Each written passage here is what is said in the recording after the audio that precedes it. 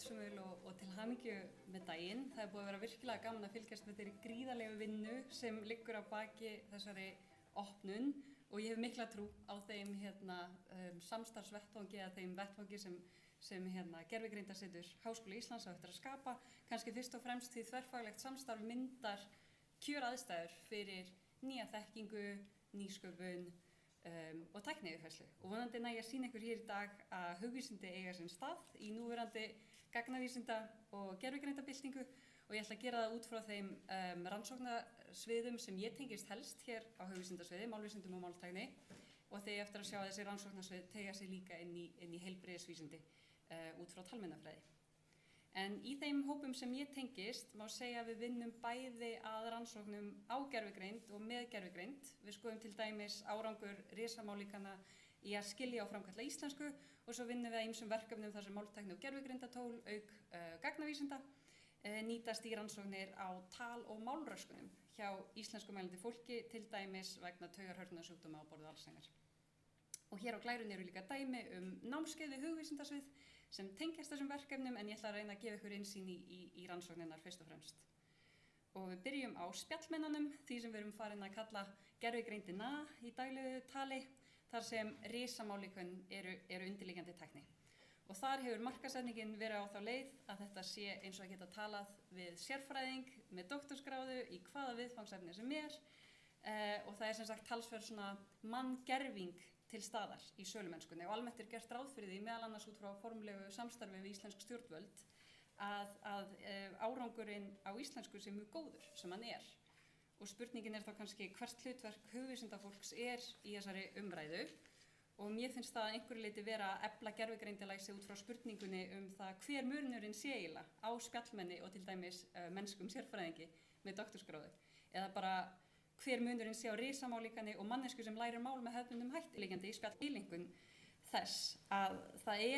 að grunnvirkni risamálíkana er gjörólík því sem á sér stað í mannshuganum. Þó það á gervigreind að grunnvirkni risamálíkana er einfaldlega spá fyrir næstu einingu í texta út frá mynstrunum í þjálfunargögnunum sem eru gríðarlega stór textasöfn.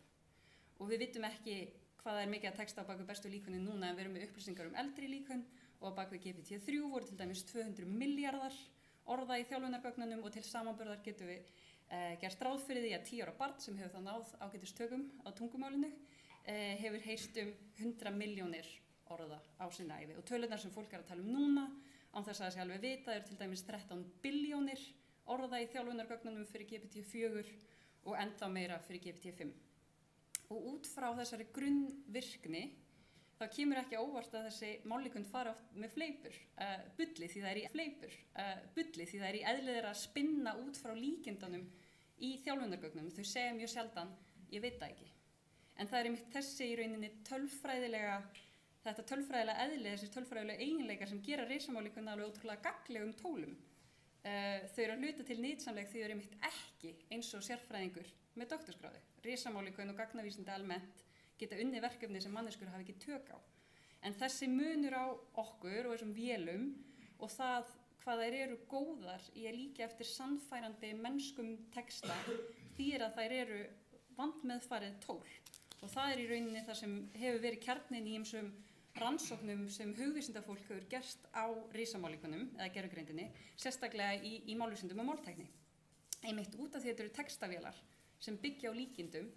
ýmislegt óstöðugt í árangri þeirra. Til dæmis gengur verr að telja stafi ef þeir eru 29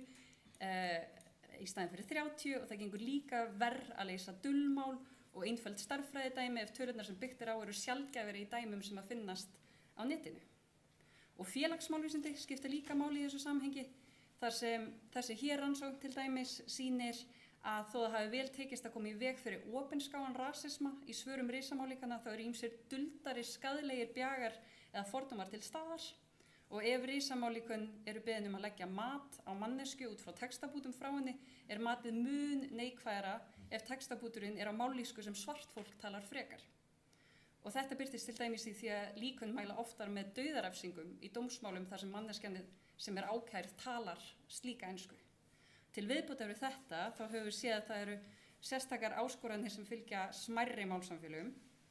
Í fyrsta lagi vitum við að það kemur fram meiri uppspunni í textum gervigreindarinnar eða risamálíkana ef hún nýtt með skipunum á tungumálum sem eru ekki eins fyrirferðarmikil í þjálfunargögnunum. Gervigreindin bullar sem sagt meira á örtungumálum, bæði þegar hún leysir málleg og til dæmis sjónræn verkefni. Og það líka hægt á ýktari bjögum eða slagsíðu eins og bent var á í þessari greiningu á vélþýðingum þar sem I am clever var ég snjall í karlkyni en I am stupid var ég heimsk í kvenkyni. Þannig að stundum eru þessir bjagar sem sagt tengdir sérkennum tungumála eins og málfræðilegu kyni í íslensku. Og við getum mælt þetta, við getum líka mælt málfærni þessara risamáleikana. Til dæmis leggjum við sem vinnum að íslenskri máltækni reglulega ýmis próf fyrir þessi mállíkön sem mæla þá færni í framkvæmdun og skilningi bæði þegar kemur á íslensku máli og þekkingu á íslensku samfélagi. Og það til ýmsar stigatöflur þar sem niðurstöðnar eru teknar saman, til dæmis sjáum við hérna að Gemini 3 2,5 frá Google eru þau spjallmenni sem koma best út á mælaborði miðeindar og svo GPT-5 eða ChatGPT í þriðja sæti.